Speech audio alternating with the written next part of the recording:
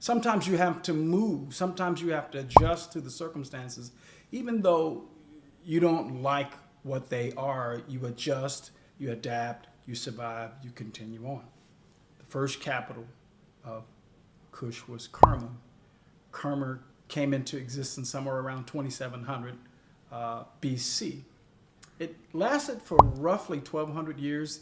There's some discussion and debate about how long it lasted, but we know that it came to an end when the Egyptians came down and damaged it, destroyed it, because of the fact that the Kushites had partnered with the Hyksos, which is the Semitic people from Palestine who came in and dominated and ruled Egypt for a certain period of time. So Egypt wanted to make sure that Kush would not support its enemies in the future. So Kerma fell. But before it fell, it was known for smelting iron. It was known for pottery, very distinct pottery that you can see in different museums around the world today. Gorgeous pottery that when you see it, you know it comes from Kush.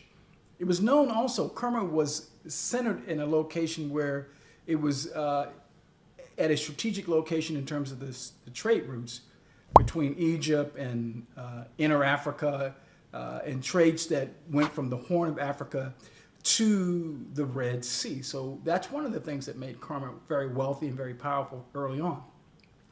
But after the Egyptian attack, roughly around 1500 BC, then the people of Kush moved their capital southward to Napata, and it was there that it relaunched itself and continued to exist. Now, what we should know from past posts about Napata, that is the place where Alara, Kashta, and Pianke formed and executed its wonderful plan to rise up and rule over Egypt.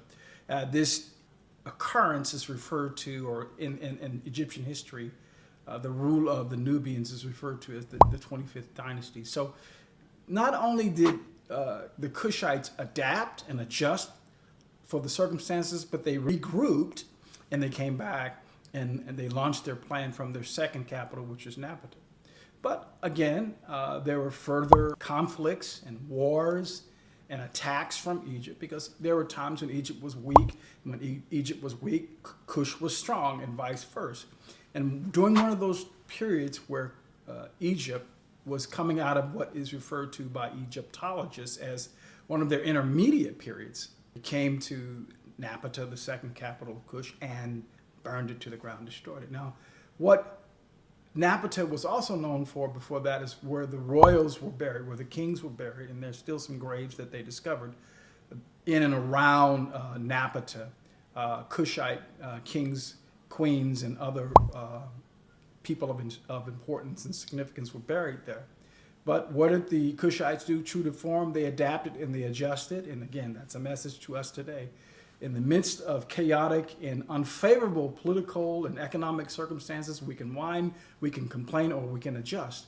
When we talk about our ancestors and venerating them and honoring them, one way that we can venerate and honor our ancestors is by doing what they did, adapting and adjusting. Now, the last capital of Kush, Meroe.